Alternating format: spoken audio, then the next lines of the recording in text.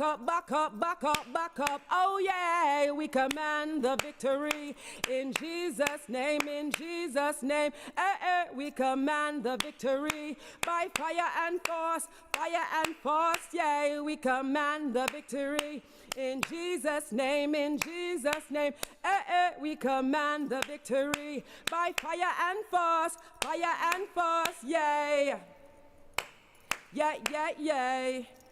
Yeah, yeah, yeah, yeah, yeah, yeah, yeah, yeah. Hi, welcome to The Reigning King. I'm your host, Marlene Bennett, and my special guest today is Daniel Lanzilotta.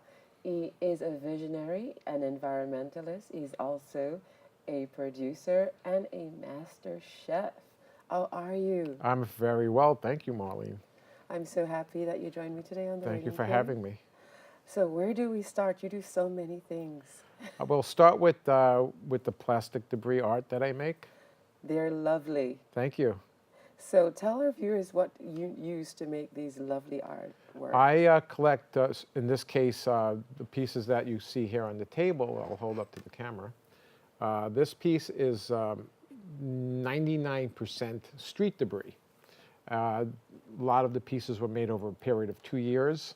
So I make a lot of pieces and then I do an assembly or I collect them and I start putting them together to make a composition. The piece that you see behind me on the screen is that piece. This piece also, mostly street debris. And sometimes I save stuff that I inadvertently use because it's really impossible not to use the stuff. It's so ubiquitous in our society and around the world. So my mission is to bring awareness to the state of oceans and waterways, and now lakes and rivers we're finding microplastics in those. We now know for sure that we're eating plastic. That's without question. We certainly do know that the marine life in oceans is eating plastic, and then that the food chain has been affected by microplastics all the way up to sharks, and then we're the next in line to eat sharks. So we are definitely eating it, we're breathing it. Plastic comes in many forms that people are not aware of. Paints, when you paint, latex, those chemical-based paints, spray paint, all kind, printing. A lot of printed matters has coatings on them. So there's a lot of plastic in the environment that people aren't really quite, they're being bombarded by plastic. And cigarette filters have plastic in them. There's, I think, 12,000 strands of acetate type plastic in a filter of a cigarette. So I don't come at it from don't use plastic. I come at it as an artist, as an environmental artist that says I make these beautiful things, and then people look at them, and then I question about what it is, and I go about it from that point. So I like for the viewer of my work to come away with an idea about their own contribution to what's happening to the environment. But my new platform is, I think we're faced with a human rights crisis at this point because of the magnitude of the problems around the world. It's a global issue. It's not just, to the United States, but it's all over the world, the amounts of plastics that are in the water. They actually said that there's there's so much plastic in the side. I'm so sorry. In the ocean, it's as big as Texas. Well, that's one of the gyres that's been one of the yeah, there are 5, maybe 7 of them. So Captain Charles Moore is responsible for finding that first one, and he gave it a name. It's called plastic soup. They're not solid. It's from the surface down to the floor of the ocean, and those are very, very, very, very thick and very yeah. So they're moving. They're breaking down. There's very big issues around it. But for me, it's become a political situation. It's a human rights situation. It's about sending people off to war. Because when I ask people what I'm wearing, I get stopped a lot during the day. I wear this stuff every single day wherever I go. And I ask people what do they see, and they say, they're taken aback by this stuff. It's very striking, and people get sucked into it. People stare at it. I have had all kinds of offers to make videos and documentaries. And what I tell people is that they're dead dinosaurs, because plastic as we know it in this form is based on crude oil.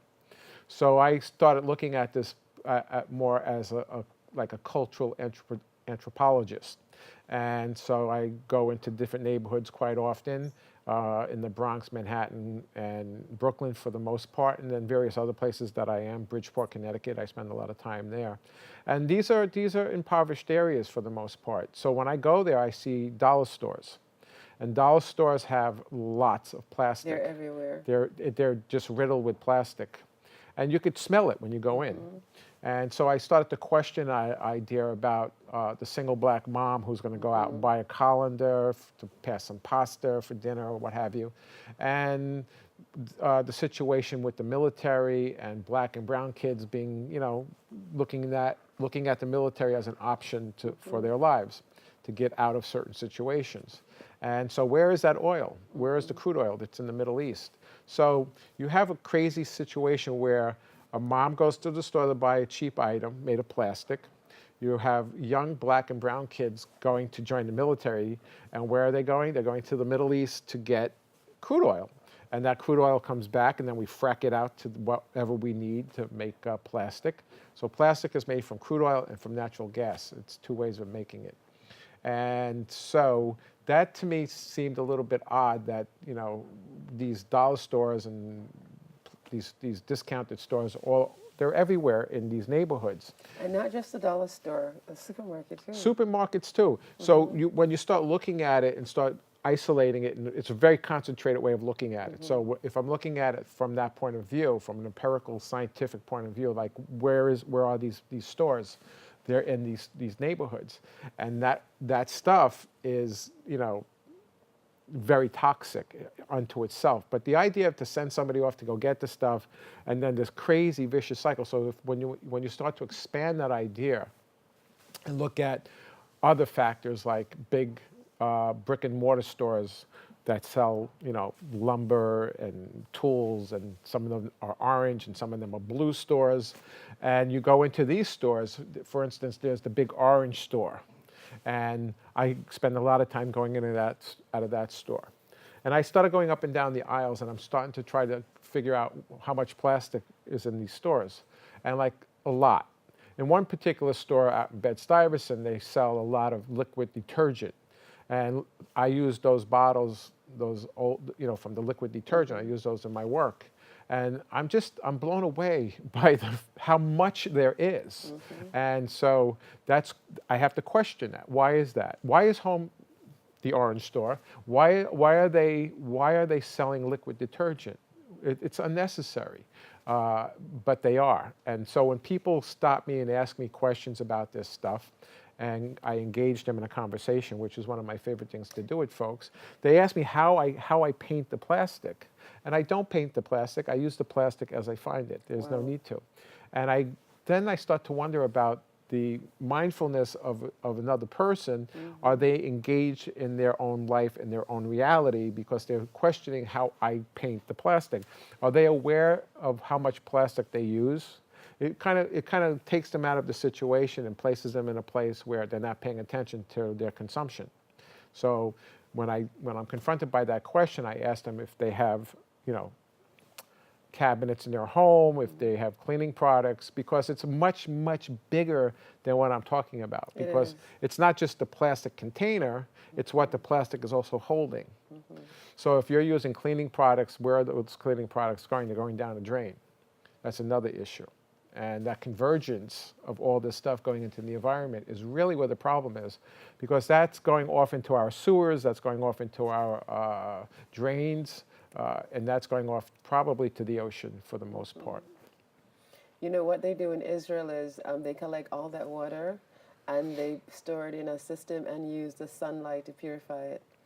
Which makes sense. Yeah. And we're like one of the, in the Western world, we take perfectly good drinking water and we use that to flush toilets, which is kind of an odd idea.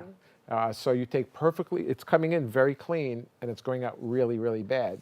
And so that should be examined there. I mean, anything that's being built today that's brand new, and there's plenty of building going on in our town, it should be looked at is to start separating this clean water from gray water and trying to understand how to use that in a way that we can, water plants with that, or stop trucking garbage to poor neighborhoods, and dealing with the environmental racism part of it, because in Bridgeport, Connecticut, there's an incinerator.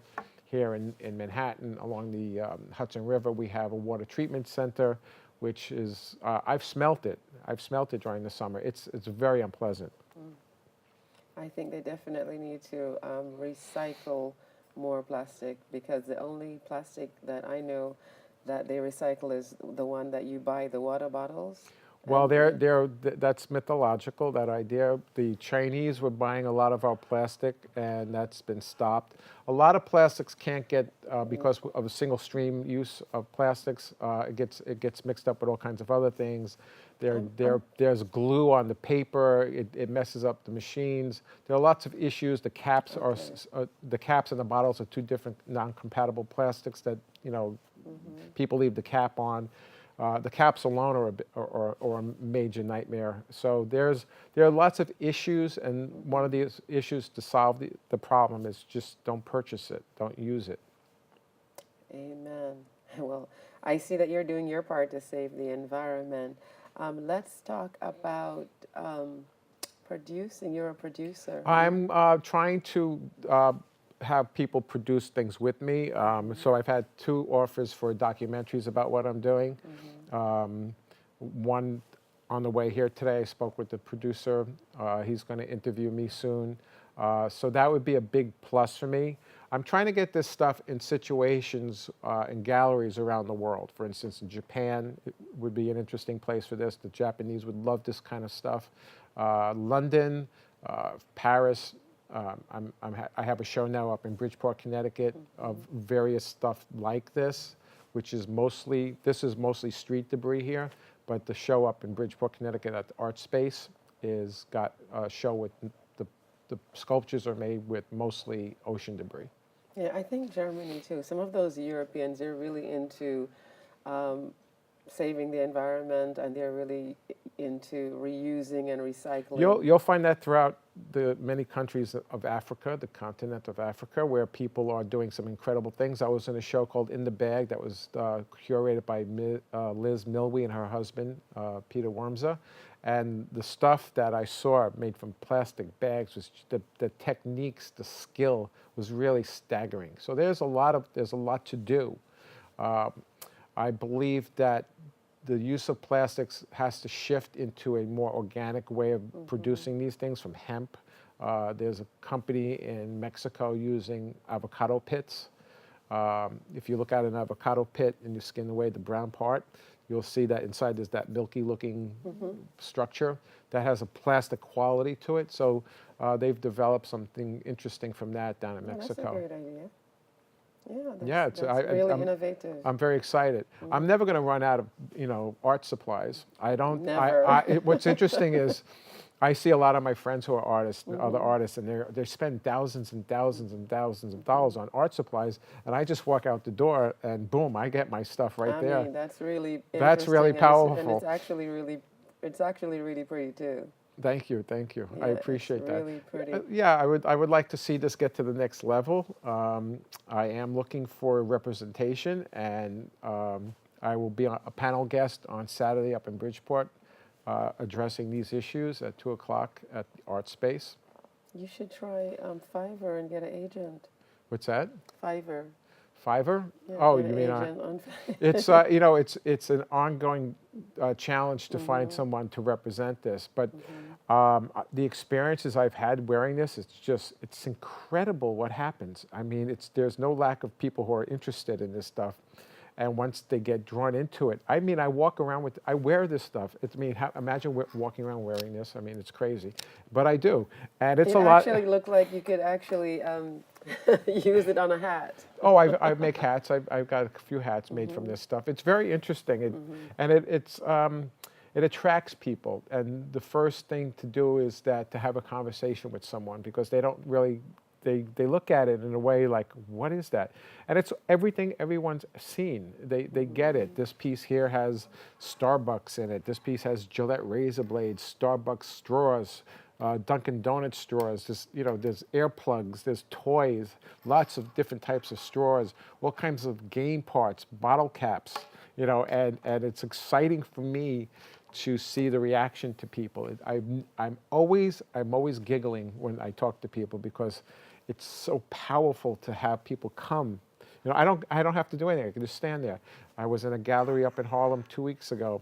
I wore this stuff, and I have like a party. It's like a walking gallery, and I have great conversations with people. That's really where it's the most important, is to engage people. Yeah, it's really eye-opening, and it's really a really innovative way how to reuse things that usually ends up in the garbage. Right. So you get an A+. Thank you. Thank you. So going back to producer, you did go to school for that. I went to school for, my degree is in production design for theater, film, and TV as a set and lighting designer. And getting into a union was a challenge, so I had a backup system. I went to cooking school at the same time I was going to college. I went to Carnegie Mellon and graduated in 1984. And people were like, why are you doing that? I said, well, being a drama major wasn't the best choice, so I want to have a backup system. So I wound up cooking for many years as a professional chef, and still do that. And I have a business doing events, small dinner parties, weddings, and things like that.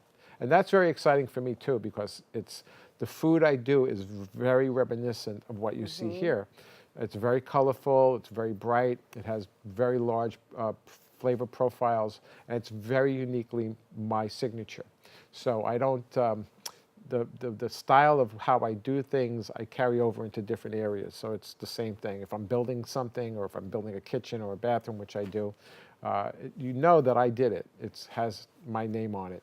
And this certainly here, in the beginning when I started making this stuff early on, I was nervous about, showing it. And a friend of mine says, don't worry, no one's going to be copying this, So then I started to branch out and sort of come out of the artistic closet, and it really, really, really changed my life. And this has been going on for 20 years. Wow. I started making pieces when my son was 3 years old in the southwest of France on the Atlantic Ocean, and it was very innocent. I would just sit there and I would make stuff. And then one day I started going back to the beach, and I started seeing stuff, and then I kept seeing the same stuff, and then I would go back by myself, and I would start collecting it, and I would start bringing it home. And then I started investigating what was going on out there, and that's how I slowly became environmental about it, until I realized there was a massive problem. So my son is 25 years old now. I went back in 2014 to make art from the ocean in France, in Biarritz, France. And at that time, when my son was 3, the debris was up to my ankle after a storm. Wow. In 2014, 20 years later, it was up to my knee. Wow. After on a storm. The beach. On the beach. And that's really a significant amount of trash over just a very short amount of time. So I thought, wow, that's insane. And so when you go out and see what's happening, when you walk in certain areas, you'll see the amounts of trash. Trash to me in the environment, people think it's nothing to it, but why is it there in the first place? And I start thinking about this in terms of how we treat each other as human beings. And while we're hating each other and the stuff that goes on in, communities around the world, wars, racism, what have you, the earth is in big trouble. And we really should have the sense to focus on fixing the issues of our water, food, air, and food chains, food webs, and understand that there's a massive problem out there. Before it gets out of control, for right. one. So while we're arguing and being haters, playing politics, and playing these games and wanting to build this thing down between the United States and Mexico, that money can certainly be used to make lives better for all of us. And so the issue here for me is to start thinking about how we treat each other first, and then, fix the issues about global warming, because the ocean is a very big part of the problem. As the ocean dies, it's a heat sink, the ocean. We need to fix that. We need to fix it soon, because the issues at hand are very, very large. They really need to find a way out to get rid of all that plastic out of the ocean. I think one of the biggest problem is those cruise ships. Oh, dumping a cruise lot ships of are one of the garbage worst yeah. things out there. They dump out there because it's international waters, so they can Yeah. do that. There's no governance on that, but there should be. That's one issue. But at the end of the day, each and every one of us has a role to play in how this plays out, and that responsibility is to not use it at all. Once manufacturers start to see there's no demand for their product, things will change. It's got to be from single individuals first, and then there'll be a chain reaction to that, and people will start to see that the science is there, the technology is there to change this. There's just no demand for it. It's in a crude state right now, going into biodegradables and compostable plastics that are truly biodegradable and truly compostable. Right now, they're not. And so that technology is changing every day, and as it changes and the prices start to drop, you'll see more and more people demanding that kind of product. That's what I was thinking.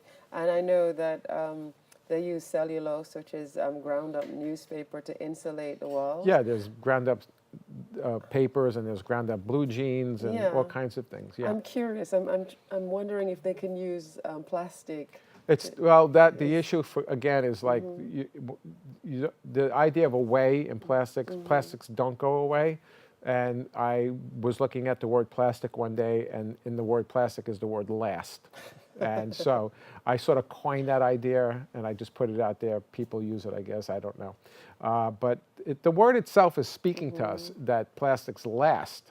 So no matter how you break down a fossil fuel-based chemical-made plastic, it's going to be plastic. So if it's microplastic, nanoplastic, as tiny as it can be on a molecular level, it's plastic. And so that's the issue here. It's not about making something else and putting it out in somewhere else and going, oh, look, we made a road from it, or we made clothes from it. Eventually, it will go into the environment. It's just a matter of changing it to organic. Let's say everyone changes to the organic, but what do you do with all that plastic that's out there already? I mean, what do you do with all that? There's nothing to do. It's there. It's there forever. It lasts 1,000 years. Some things don't. It doesn't compost. It doesn't break down. It just becomes small plastic, and that's where the problems lie, especially within the oceans. Fish don't swim around going, oh, look. It's, they think it's food, and so they're digesting this. It's become part of it's become part of their structures in a sense, and that goes up the food chain, and then we eat it, and now we know for sure that we have plastic in our systems, and it's certainly in our water, and it's really frightening. For instance, how many times have you seen a small child in a baby carriage holding or playing with a plastic toy? That also gets absorbed into the skin.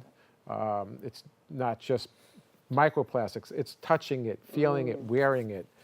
So you have a bioaccumulation of these things from all different sources coming at you.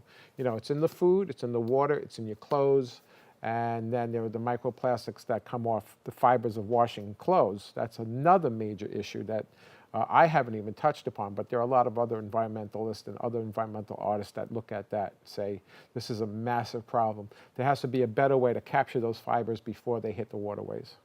It's sad to say, but I think that, I think that there's probably going to take really strong action when it gets really bad. I'm talking about senators, presidents. There are people out there that are very concerned, but it has to be at a grassroots level that it's by the people. We cannot depend on government to do anything for us. This is not an issue of government. This is everyone taking. That's taking one of the action. issues with our culture is that we're looking for somebody else to fix the problems that we've created in the first place. And the only way to fix it, and that's between all of us. It's all tied into how things operate. It's people choose to divide when that's the easy route. I can not like somebody because of whatever, but the real truth is to invest in another human being and see beyond whatever that package a person comes in. It's really difficult to love someone and to go and take and trust someone and to make an investment in another human being. That's what this is about. My journey with this is about connecting this to how we treat each other. And for me, when I see litter, I see human beings not mindful of themselves or at odds with themselves. What's wrong with us that we can just treat the environment like this? Well, we're treating the environment as an extension of ourselves. So if we're treating the environment that we live in this badly, it must come from somewhere, and that's the connections between other human beings. If we can't figure this connection out between us, how can we fix the environment? That's true. So what would you say to people that think you're just so extreme? I wish there were more of me. It's not extreme at all. It's very clear. There are problems. They're fixable. The only time you can't fix it is when you're gone, and that in itself is an issue of plastic right there in the funeral industry. It's massive, and so we have to look at it. What can we do as people who have some sensibility to fix this and start fixing it? And the only way to fix it is to not use it. I've gone through the whole gamut of consumption, recycling. I started looking at it as a spiritual deficit, not understanding how we value objects. I hand you down something that was your grandma's or something like that, and we have a different value system. So our values towards objects is very, very bad. It's disposable society. Things are planned to break down. I see hundreds of flat screen TVs in the environment, in the garbage. I see all kinds of cleaning products, plastic brooms. I mean, I look at some of these things that clean the floor. Sometimes they look like they're brand new. Like somebody decided, oh, there's dust on the floor under the bed. Let me go buy this stick with this special thing to, catch the dust. Like and that's it. And then it goes in the garbage. It's like, hello, you can change the thing. It's like an old-fashioned mop. The old-fashioned mop was a wooden stick with a cotton-type mop on it. And then when I grew up in the Bronx, that stick became a bat. And we played ball with that stick. And sometimes you stole the stick from your mother, your grandmother, cut off the broom, even if the broom was still good, just to get the stick. So you got in trouble for that. That stick is no longer wood, it's mostly plastics. So when you go out into the environment and see people using brooms, most of the brooms out there, because I collect a lot of brooms, I use a lot of brooms in my work. They're plastic. They're plastic. Yeah. So what happens? You're sweeping, you're cleaning. It's kind of ironic. You're cleaning, but you're wearing out the broom into microplastics. In the good old days, when I grew up in the Bronx, it was a natural fiber broom that didn't have any impact on anything. Wow, that's true. Even the expensive mops and brooms are plastic. Yes. Yeah, all of that is plastic. So what is your plan? My plan is to bring this to galleries all over the world and have my phone constantly ringing and to be an in-demand artist and lecturer and go to schools and have a happy life making art and making a difference. Did you? How many of these artwork do you have? You said I have a lot of them now. 20-something years. Oh no, I have a lot that's in storage in France. The original pieces, which have not. I mean, they're so different than this. This is taking a real journey of technique and skill, and there's a lot of skill in making these things. So there's been a lot of personal growth that's pushed this along. And my platform of how and what drives me to make this stuff, I derive pure joy and satisfaction from making it, and it's my therapy. It's my therapy. Wow, that's good because art is therapeutic. Yes, it is. Yeah, it's really, really lovely. Thank you. Yes, especially the orange part and the gold. I just really love that. Every piece of it is right from the street on this Yeah. particular piece. And the ones I'm wearing are different. This one is French debris with some Brooklyn debris. Yeah, you Eh, should send one to the White House. I And, wouldn't. and, No, and I'll send something to the White House when there's another person in there. Yeah. If I can okay. get Michelle Obama to wear one for me, she's Yeah, got it. It's on yeah, me. you should Yeah, try. yeah, I would love to. You should definitely Absolutely. If you're out there, try. Michelle, and you hear me, Yeah. pick Or, one. I mean, I know Steve Harvey's in Harlem a lot because he does, he does Apollo.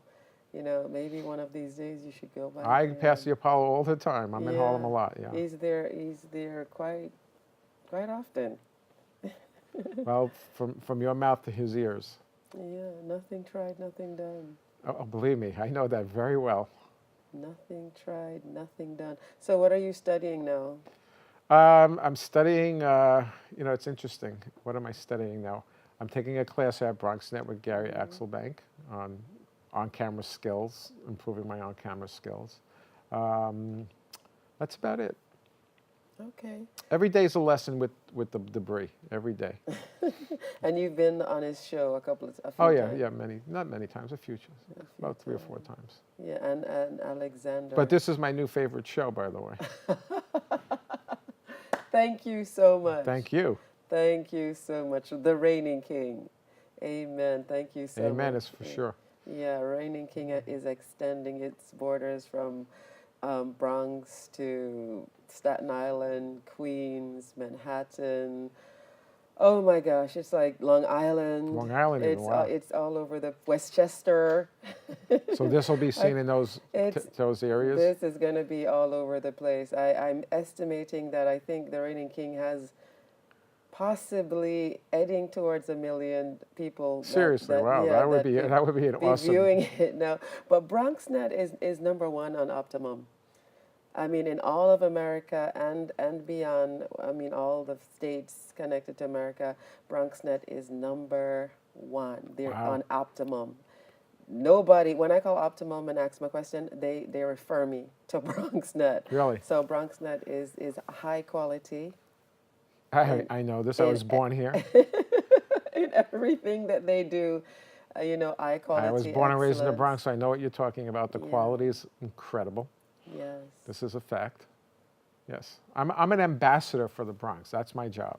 Whenever I go in the world, I'm there to defend it. And believe me, I've heard some crazy stuff. Yeah, we've had a lot of people come out of the Bronx. J-Lo, for one. Yes. P. Diddy, and a lot of other people. As we just need them to come back and really invest some of those money that they have back into the Bronx. You have the medium to do it. Just invite them onto the show. If you're listening today, we are inviting you, all you people that left the Bronx and you made it big, come back in the Bronx and build it up, and let's get to another level in the Bronx.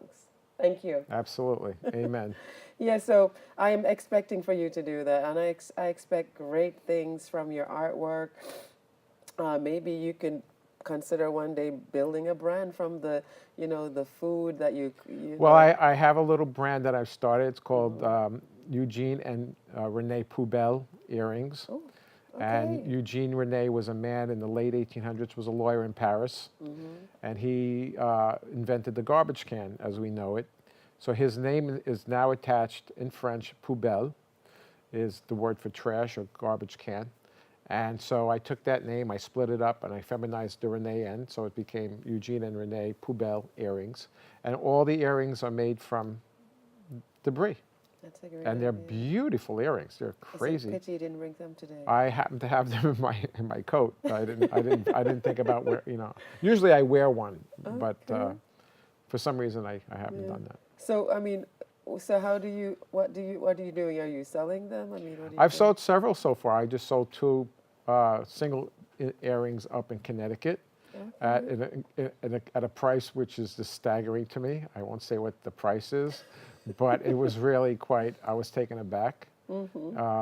I'm trying to brand that in a way because they're so unique, and they look like this but on a small scale, and that would Almost really like be an artwork. Yeah, they are. They are pieces of art. I was selling them as pairs, and then someone said, no, they're works of art. You have to sell them as singles. So I wear this a lot. So in Brooklyn, at the Brooklyn Museum, they have a thing called First Saturdays. The first Saturday of the month, it's open to the public for free, and they have music and performers and DJs, and it's packed. There's like 3,000 people there.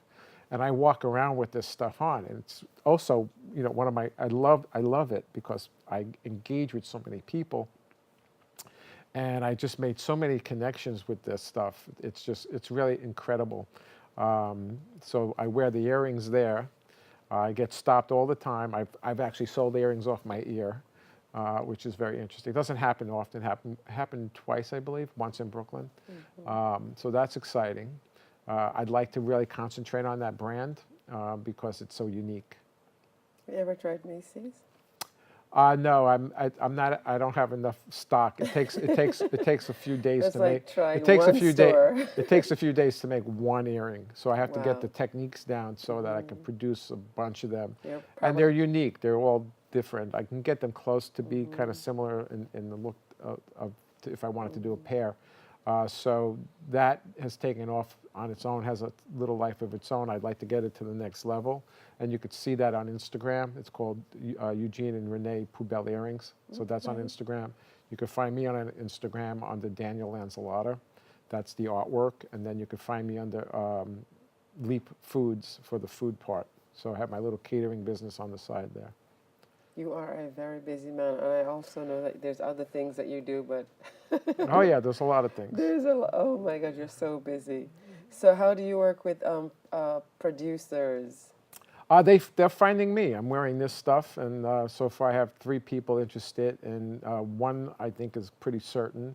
There's another guy who I found who I've had one meeting with. We met in Manhattan to talk about the documentary. And so he's kind of out there right now. I've been sending him little emails, and he does respond. He gets back to me. But I'd like to see it actually happen, and so that that content gets out into the world, because you're as good as your content. Your content, you have a link. Of course, you did something, you put it up on your website, or you put it on Instagram or Facebook, and it has a short life, and then you have to find another means to do something, and then another link. So it's a matter of really keeping active with this. So I'm, as a single individual doing this, I've done all the footwork to get to this point. I was in my first museum show at the Discovery Museum up in Bridgeport. Bill Finch is the director of that, and Annalise Paik from Sustain website, who I'm the featured artist on Sustain. I'm one of the featured artists on Sustain out of Fairfield, Connecticut. She runs Sustain, Annalise Paik. So she moved me along to get a show up at the Discovery Museum. They gave me my own gallery. I get to say that I was in a museum. The show is now down, but that was very exciting for me because it was like it brought it to another level, and lots of people walked through the museum, the Discovery Museum. It's a science museum, and this has something to do with science. And the manufacturing and what the conditions of oceans and waterways. So it was very exciting for me to be there. Yeah, that's really. And I get a link. So the link, the content is to keep this idea alive and keep it going and keep it going. But eventually, I'd like to have shows all over the world in galleries and let the work speak for itself with what's driving it, and that's the state of our environment. Yeah, so you're going to have to get busy and send them a lot of info. I have everything's ready to go. Yeah, you got to start. I started, believe You me. did. Oh yeah. You got to expand then. You have to expand and, let them know that you're out there. That's why I'm sitting here. Yeah. Well, amen. So is there anything else you'd like to? No, that's pretty much it. Instagram, 3 different accounts, Leap Foods. This is a 1-hour show. Okay. This is a 1-hour show. Leap Foods is where I'm at for the food thing. Yeah. And definitely on Instagram. I mean, Instagram is very interesting. People come on. I that's my business card. You know, you're walking around, someone sees this stuff. How can I get you? And then, you know, the next thing I know, I'm with someone's, you know, following me. So that's exciting. Let's talk about food. Yes. Let's talk about food. Research said that America has some of the, unfortunately, biggest obesity problem in the world. Let's Yes. talk about food. Let's talk about, let's say there's somebody watching the show today and they want to lose 100 pounds. What's your best advice for I would that say go person? speak to a medical professional first. I'm not a doctor. And then I would, you know, actually, I would sit there and see. I would go. I've done this on occasion back in the day when I was more into the raw food movement, and see what they're eating, see what's in their cabinets, what's in their refrigerators. If you go into people's homes where I spend a lot of time cooking for parties and events, and you walk into someone's house and you open their refrigerator, it's pretty scary. There's really nothing alive in there. It's coming in all kinds of packaging, and then you could start looking at the marriage between packaging and food and what happens there. So there's all sorts of issues there with leaching and all, you know, there's all kinds of things going on. So when you have food that's been sitting in a package that's made of plastic, you can be rest assured that it's absorbing some sort of, you know, residual content from the plastic, and that's going into your body. And most of the nutrients and nourishment is already taken out For the most part. of that food. Right, so you have to look at fat. You have to look at fat cells and how fat cells absorb, you know, chemicals and how it stores it. So you have to kind of think of that when you're eating and try to decipher what's best for you.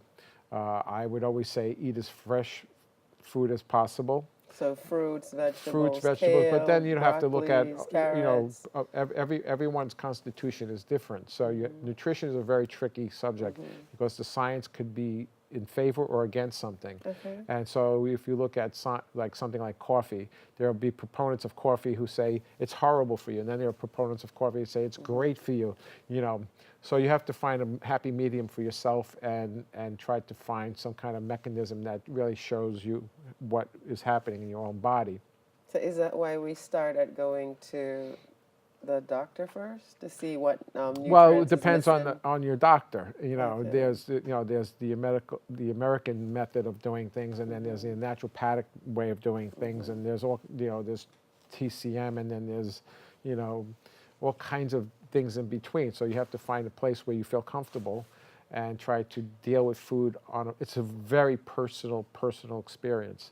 And so for me, depending on where you're from, what culture you identify your food with, and try to eat as close to your culture as possible, because that's really where it starts.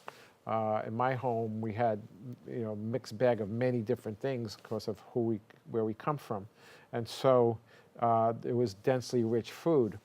Of course, I ate some junk food as well, and then I became a vegetarian when I was 18.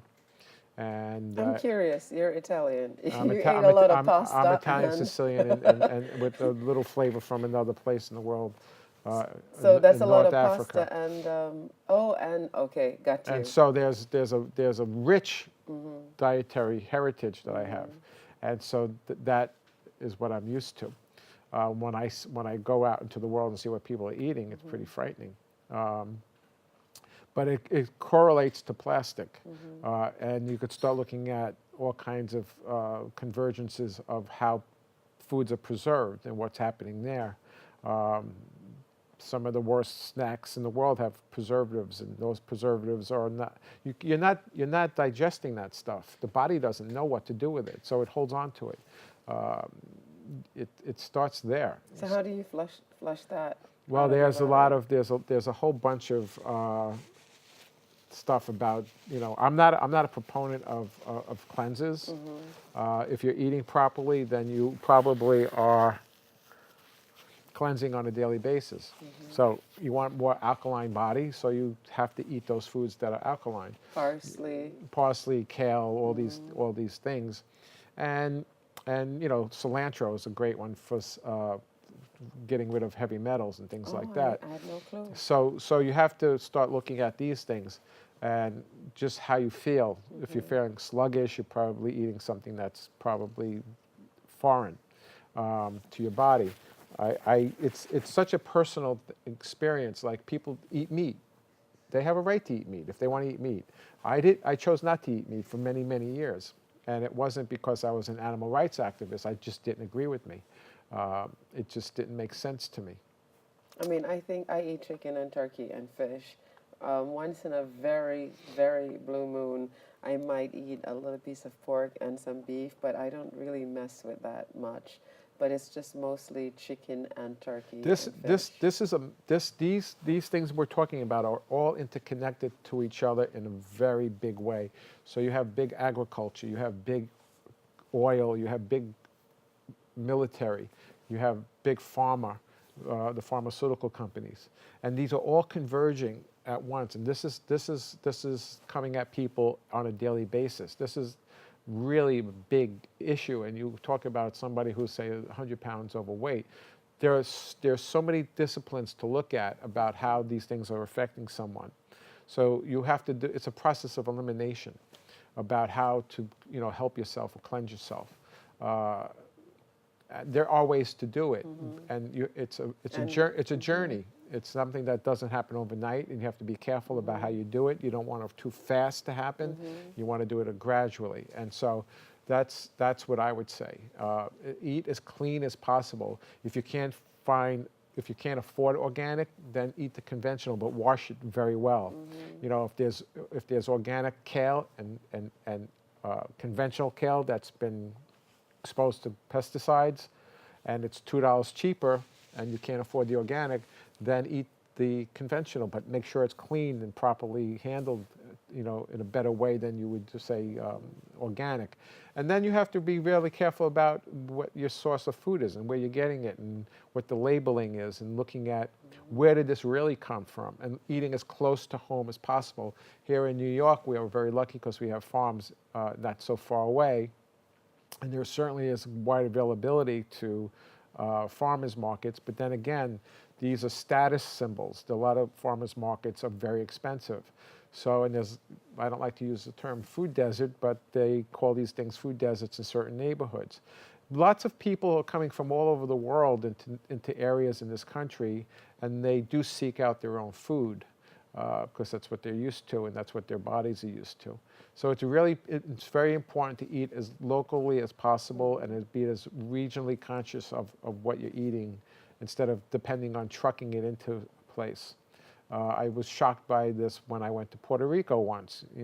I was excited to go to Puerto Rico, and then I find out really there's no food grown in Puerto Rico.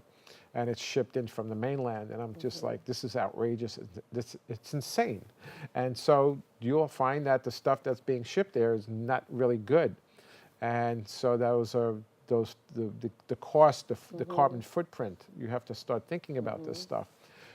As farms become closer and closer, as we get to have more and more urban farms, more and more rooftop farms, more and more vertical farms, more warehouses become farms and growing indoors. This is very important. The closer that food source is to the city, the better it is for us.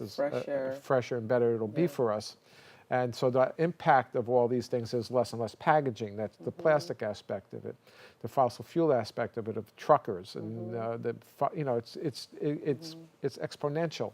So these are situations that can be made better by developing them and bringing the cost down. The more we put into this kind of farming in urban areas, the better off we'll be, and the healthier we'll be. But we have to get food to places where people have choices based on price that's fair. And so that's a big issue. And in the summertime, I have a next door neighbor.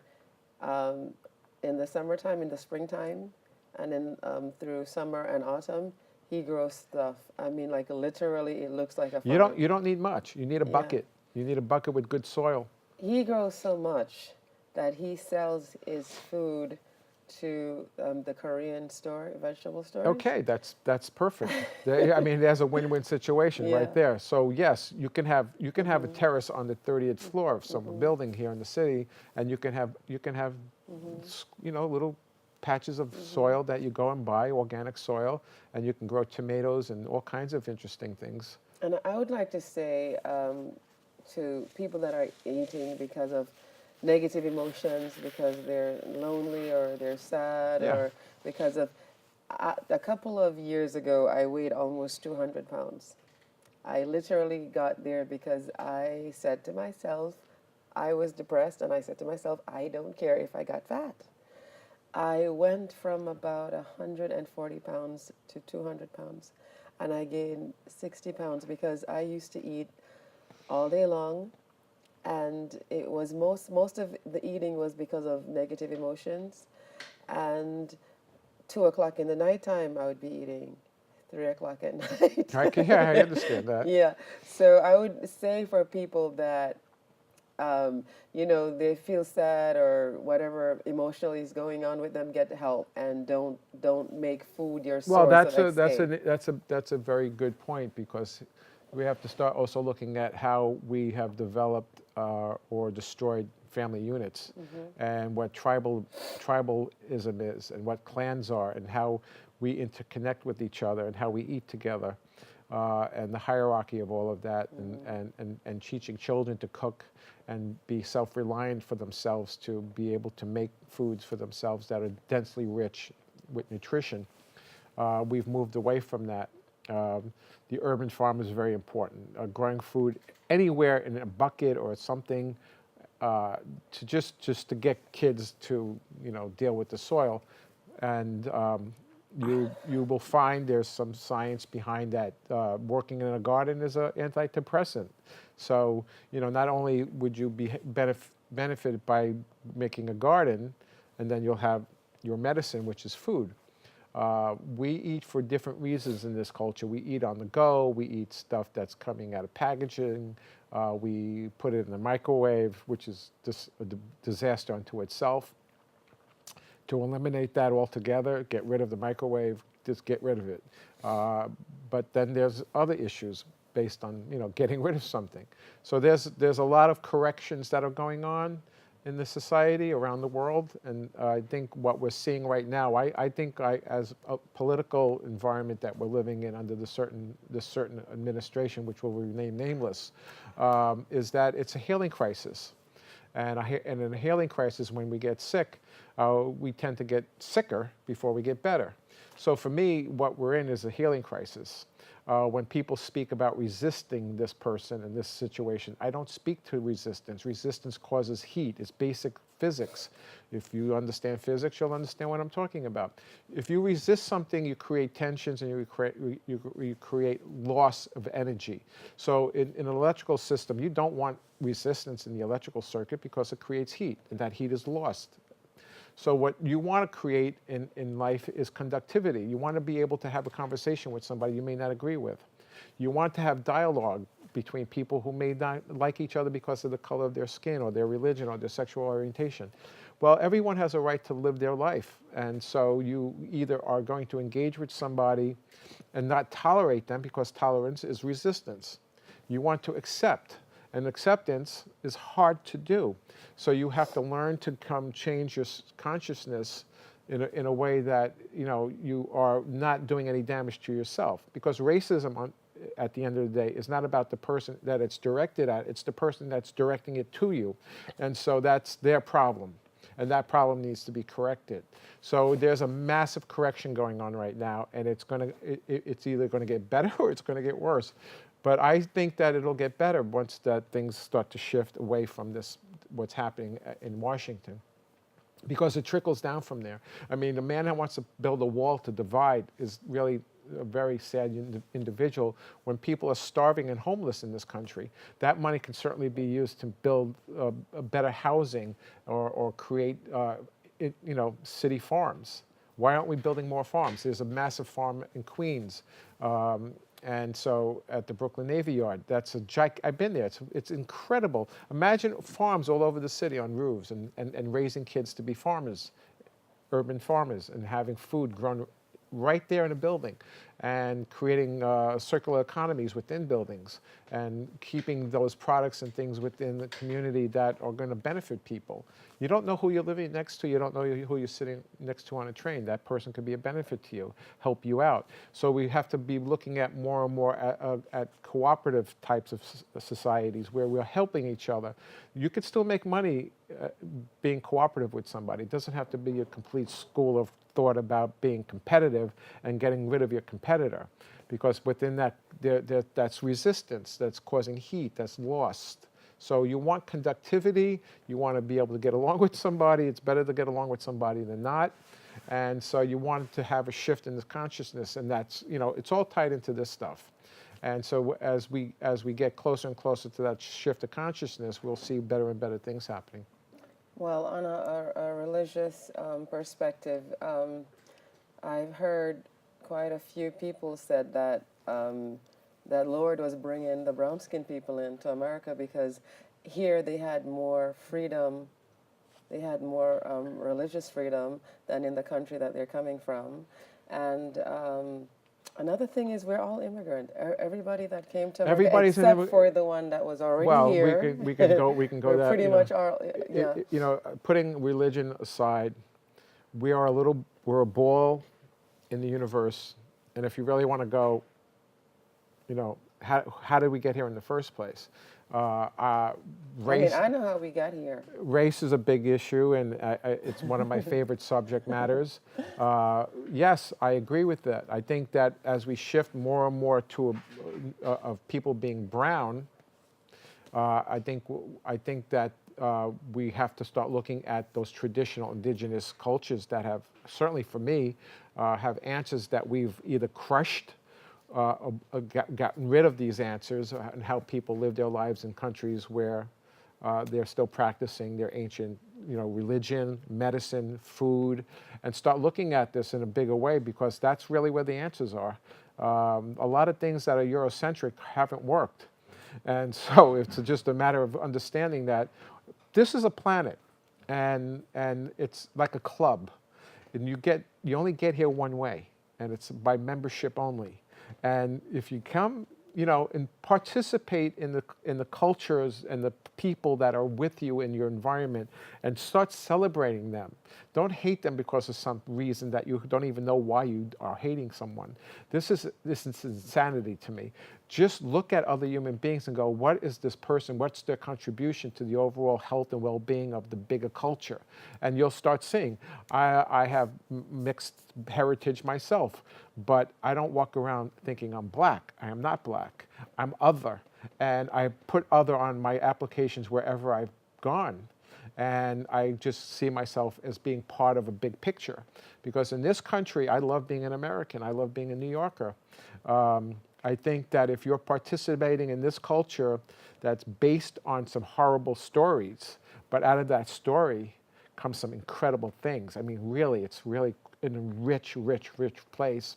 I'm not an American without the black experience. So when I see, for instance, Black History Month, I'm insulted. I mean, like, that's not true. It's all year long, every single day.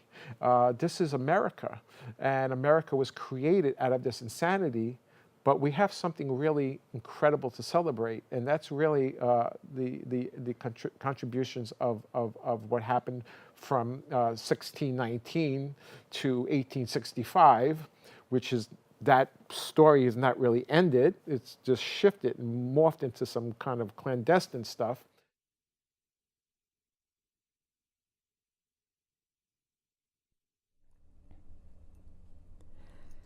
Putty back pan them, what all them curse and X and spell what? Putty back pan them, what all them curse and X and spell. I just want to let you know Jesus Christ is the Lord of Lords, the King of Glory, and the God that reigns supreme. Jesus loves you. Thanks for watching The Reigning King. God bless you.